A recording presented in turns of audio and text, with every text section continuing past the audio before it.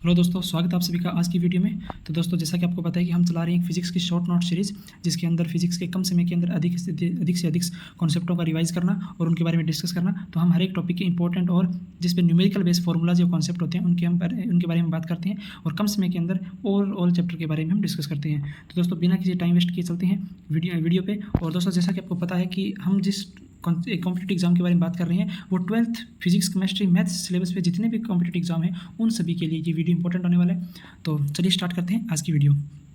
आज हम बात करते हैं हमारे सबसे पहले तरंग प्रकाशिकी के बारे में। तो तरंग प्रकाशिकी का सिद्धांत होता है, उसमें सबसे पहले आता है अध्यारोपण का सिद्धांत। अध्यारोपण क्या होता है कि जब दो प्रकाश की किरणें जब एक ही बिंदु पर आके मिलती है उसको बोलते हैं अध्यारोपण। तो उन दोनों की जो स्थिति जैसे y = y1 + y2 + y3, जो ये y है ये उस तरंग का जो स्थिति सदिश है। तो जब ये दो प्रकाश की दो या दो से अधिक जितने भी प्रकाश की तरंगें आकर मिलती है तो उन सभी का जो अध्यारोपण होता है तो उन सभी के स्थिति सदिशों का योग हो जाता है, ये y1 + y2 + y3 इस प्रकार।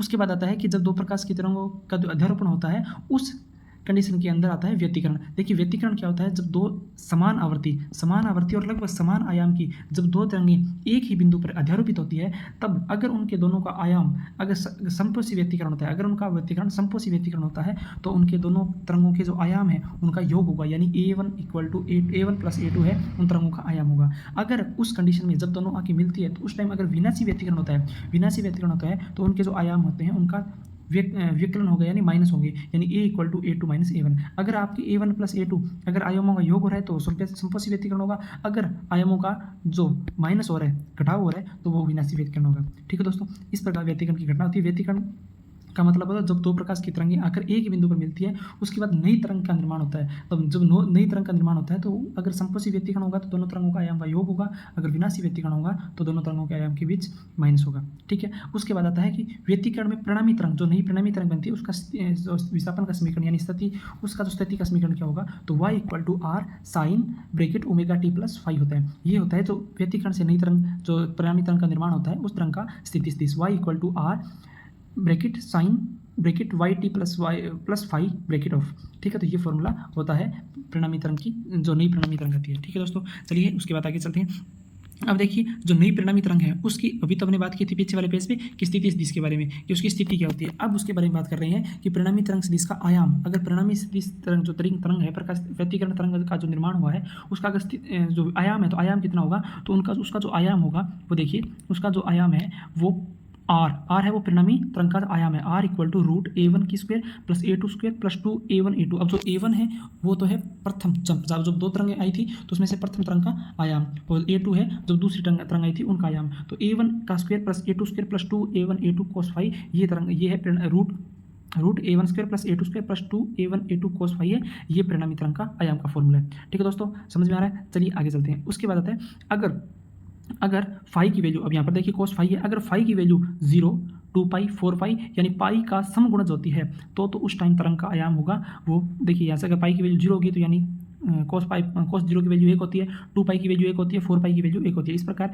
अगर cos फाई की जगह अगर ये कौन रखेंगे तो यहाँ से जो cos फाई की जो वैल्यू बनेगी वो 1 बनेगी, और इस वजह से ये फॉर्मूला बन जाएगा a + b की होल स्क्वायर का, यहाँ से स्क्वायर से रूट कर जाएगा तो यहाँ पर r की वैल्यू आ जाएगी a1 + a2। इसका मतलब अगर आयामों का योग हो रहा है तो वो कौन सा व्यतिकरण होता है, समपोषी व्यतिकरण होता है। ठीक है, अगर यहाँ पर दोनों तरंगों के आयाम बराबर होते हैं, a1 a2 बराबर होते हैं, तो r की वैल्यू आ जाएगी 2a। इस प्रकार यहाँ से पता चल सकता है कि जो परिणामी तरंग है उसका आयाम जो समपोषी व्यतिकरण है या विनाशी व्यतिकरण है। उसके बाद आता है अगर यहाँ पर अगर फाई का कोण पाई होता है, 3π होता है, 5π होता है, तो यहाँ से क्या पता चल रहा है, पाई की वैल्यू होती है cos पाई की वैल्यू होती है -1। तो यहाँ से क्या बनेगा, यहाँ से बनेगा a - b की होल स्क्वायर का फॉर्मूला। यहाँ पर a और b का काम कर रहा है a1 और a2, यहाँ से स्क्वायर से रूट कट जाएगा तो यहाँ पर r की वैल्यू आ जाएगी a1 - a2। और जहाँ पर आयामों का माइनस होता है, घटाव होता है, तो वो कौन सा व्यतिकरण होता है, विनाशी व्यतिकरण होता है। और अगर यहाँ पर a1 a2 अगर बराबर है, दोनों तरंगों के आयाम बराबर हैं, तो यहाँ से पर मिलने वाला आयाम क्या होगा, परिणामी आयाम होगा 0। इस प्रकार यहाँ से बता सकते हैं कि जो दो तरंगों का आयाम अगर माइनस होते हैं तो विनाशी व्यतिकरण होते हैं। ठीक है दोस्तों, तो यहाँ तक हमने बात की अभी आयाम के बारे में। अब बात करते हैं परिणामी तरंग की तीव्रता। जब दो तरंगों का अध्यारोपण होता है और नई तरंग का निर्माण होता है तो जो व्यतिकरण होता है उसमें परिणामी तरंग का जो आयाम है उसका परिणामी तरंग की जो तीव्रता है वो क्या होगी, तो परिणामी तरंग की तीव्रता I = I1 + 2 √I1 √I2 cos ϕ + I2 होगा। ठीक है, वही सेम उसी प्रकार होगा I1 plus two I1 I2 plus cos phi. अभी देखिए यहाँ पर अभी एक बात हमने पहले जो बेसिक बात है जो आप सभी को पता होगी, मैं इसमें यहाँ पर बता देता हूँ क्योंकि इस फॉर्मूला क्लियर करने के लिए आपको पता होना जरूरी है। जो प्रकाश की जो तरंग है, प्रकाश की तरंग की जो तीव्रता है वो प्रकाश की तरंग की जो तीव्रता है वो किसके समानुपाती होती है? वो आयाम के समानुपाती होती है। ठीक है, तो यहाँ से आई, यहाँ से समानुपाती का साइन हटाएंगे तो क्या लग जाएगा? के ए स्क्वायर। तो यहाँ से जो आई यानी तरंग की तीव्रता निकालने का जो फॉर्मूला क्या होता है? के आई के ए स्क्वायर होता है। ठीक है, तो अभी यहाँ से ऊपर वाले आयाम के फॉर्मूले में, आयाम के फॉर्मूले से अगर हम तीव्रता का फॉर्मूला बनाते हैं तो ये फॉर्मूला बनेगा आई बराबर I1 plus two root I2 cos phi plus 2I2। ये होता है प्रकाश परिणामी तरंग की आयाम तीव्रता का फॉर्मूला। अगर यहाँ पर समपोषी व्यतिकरण है तो अगर समपोषी व्यतिकरण के लिए फाई का मान क्या होना चाहिए? 2 या पाई के समगुणज होने चाहिए, यानी या तो 0 होना चाहिए या 2 पाई होना चाहिए या 4 पाई होना चाहिए। अगर फाई का मान 0, 4 पाई, 2 पाई, 6 पाई है तो इसका मतलब वो वहाँ पर होगा समपोषी व्यतिकरण होगा या और यानी आयाम जो तीव्रताओं का योग होगा। अदरवाइज अगर तीव्रता का योग होगा तो यहाँ पर अगर I1 और I2 का मान बराबर होता है तो यहाँ से क्या बन जाएगा? 2 रूट I2 स्क्वायर बन जाएगा, रूट से स्क्वायर हट जाएगा और यहाँ पर 2 का स्क्वायर हो जाएगा। तो यहाँ से देखिए, तो यहाँ से I equal to 2 root I और यहाँ से स्क्वायर करेंगे तो 2 का रूट 4 हो जाएगा और रूट से इसका स्क्वायर से इसका रूट कट जाएगा तो यहाँ पर आ जाएगा 4I equal to 4I dash. ठीक है दोस्तों, तो इस प्रकार अगर परिणामी तरंग का आयाम अगर फाई का मान 0, 4 पाई, 6 पाई होता है तो यहाँ से समपोषी व्यतिकरण होगा और समपोषी व्यतिकरण से तीव्रताओं का योग होगा और तीव्रताएं का योग होने होता है तो परिणामी तरंग की जो तीव्रता है वो क्या बन जाएगी? 4I dash. अब ये I डैश क्या है? जो दो तरंगों का जो एक बिंदु पे आके मिली थी उन तरंगों की तीव्रता है। ठीक है दोस्तों, अब यहाँ पर आता है विनाशी व्यतिकरण। अब विनाशी व्यतिकरण का हुआ जब अगर यहाँ पर cos फाई का मान, ये cos फाई का जो मान है अगर पाई होगा, 3 पाई होगा, 5 पाई होगा, इस प्रकार अगर विषम गुणकों के पाएंगे तो यहाँ पर जो विनाशी व्यतिकरण होगा तो तीव्रताओं का माइनस होगा और तीव्रताओं का माइनस होगा तो अगर दोनों की तीव्रताएं बराबर हुई तो तीव्रता से दोनों की तीव्रता बराबर होने पर उनका माइनस करेंगे तो अपने को 0 तीव्रता प्राप्त होगी। यहाँ पर आई की वैल्यू जो परिणामी तरंग की जो तीव्रता है वो 0 मिलेगी। ठीक है, तो इस प्रकार विनाशी व्यतिकरण के अंदर आई की जो परिणामी तरंग की जो तीव्रता 0 होती है और समपोषी व्यतिकरण के अंदर जो परिणामी तरंग की जो तीव्रता है वो उस जहाँ पर दो तरंग की मिल रही थी उनका 4 गुना होती है। ठीक है ना, I equal to 4I dash. ठीक है दोस्तों, तो आई होप मैं जो बता रहा हूँ वो आप सभी को समझ में आ रहा है। तो अभी तक हमने तीव्रता और परिणामी तरंग की तीव्रता और परिणामी तरंग के आयाम की बात कर ली है। चलिए दोस्तों, अब चलते हैं आगे।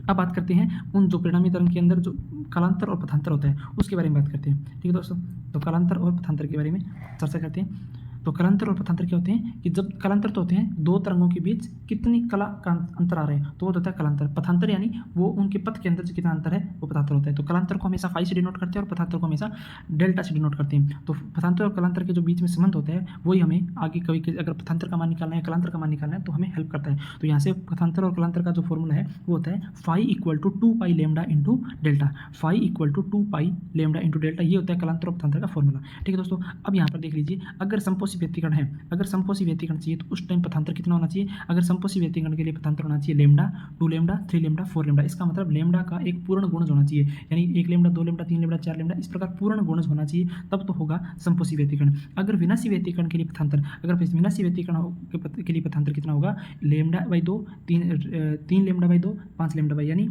अब जो पूर्ण गुण जी होगा लेमडा का पूर्ण गुण जी होगा लेमडा का lambda by 2, 3 lambda by 2, 5 lambda by, इस प्रकार अगर लेमडा के मान होते हैं तो उसमें विनाशी व्यतिकरण होगा।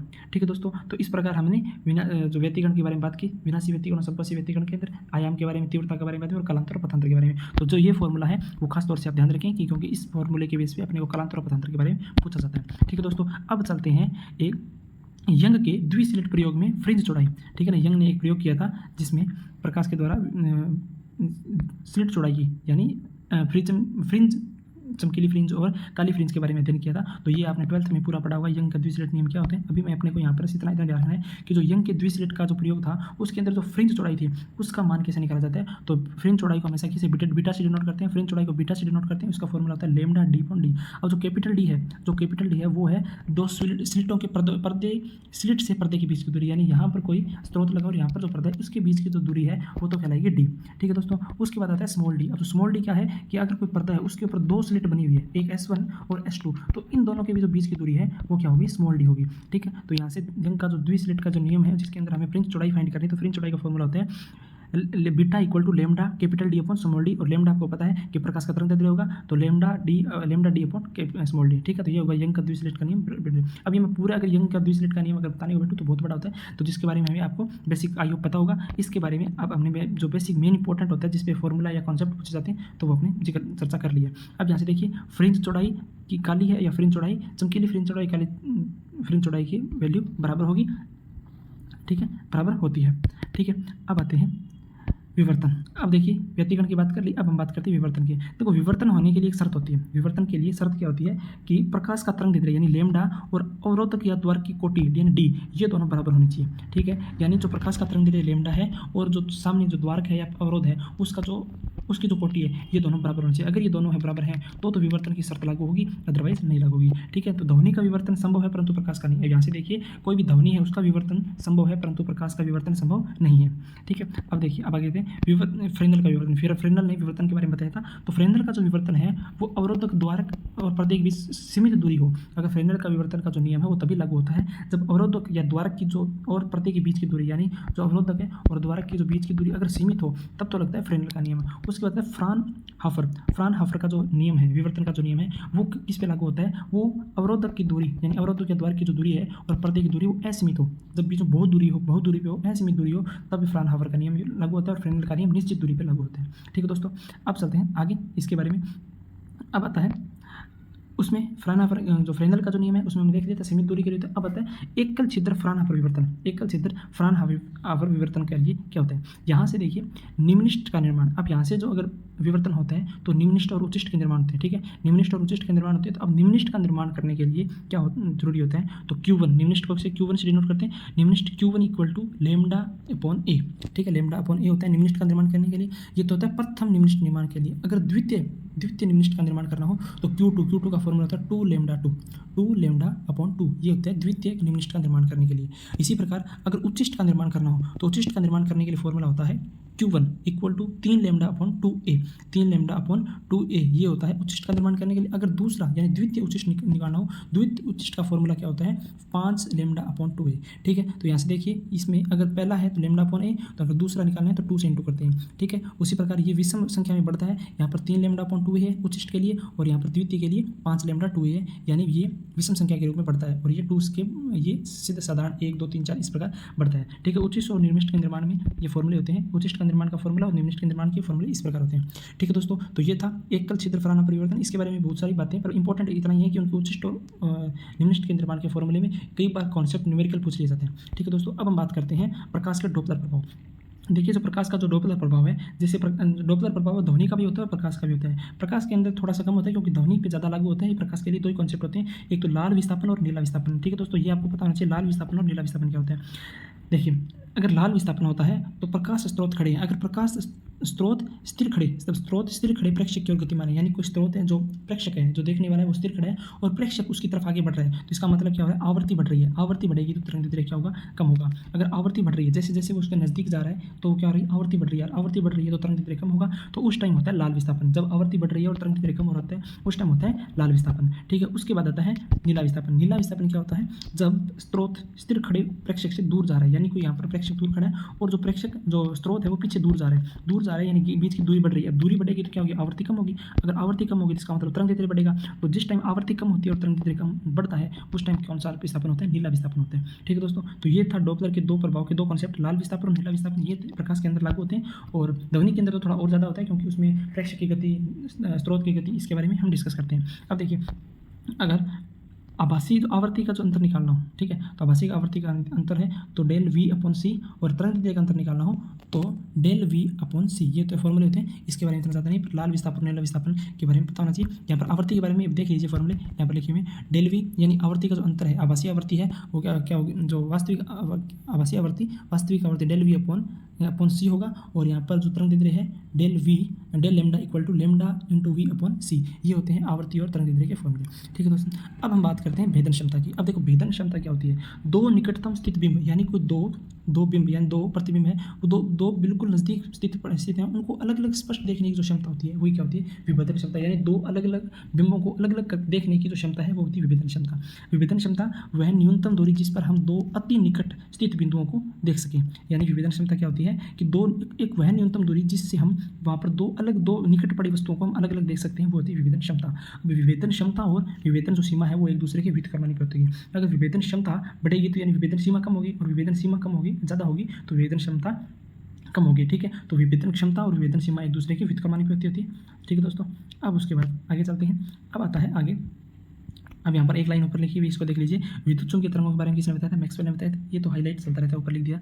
अब उसके बाद चलते हैं कि दूरदर्शी की विभेदन क्षमता कितनी होती है। ठीक है, तो दूरदर्शी की विभेदन क्षमता कितनी होती है? तो D/1.22 लेमडा। अब ये 1.22 लेमडा, डी क्या होती है? वो न्यूनतम दूरी है। ठीक है, तो D/1.22 लेमडा ये होता है दूरदर्शी की विभेदन क्षमता। अब विभेदन क्षमता और विभेदन सीमा एक दूसरे की होती है, उल्टी होती है। तो विभेदन क्षमता है D/1.22 लेमडा, तो विभेदन क्षमता होगी, विभेदन सीमा हो जाएगी 1.22 लेमडा अपॉन डी। ठीक है, एक दूसरे का उल्टा फॉर्मूला हो गया। अब उसके बाद आता है सूक्ष्मदर्शी की विभेदन क्षमता क्या होती है? तो सूक्ष्मदर्शी की विभेदन क्षमता होती है U sin theta upon 0.61 lambda. ये होता है विभेदन सीमा क्षमता। तो विभेदन सीमा क्या हो जाएगी? इसका फॉर्मूला क्या, रेसिप्रोकल कर देंगे, उल्टा कर देंगे, तो 0.61 lambda upon U sin theta. ये होता है सूक्ष्मदर्शी की विभेदन क्षमता। ठीक है दोस्तों, तो विभेदन क्षमता के बारे में हमने और विभेदन सीमा के बारे में देख लिया। विभेदन क्षमता क्या होती है कि किसी दो निकट पड़ी वस्तुओं को न्यूनतम दूरी, वह न्यूनतम दूरी जिसे हम उनको अलग अलग देख सकते हैं, वो हमारी विभेदन क्षमता होती है।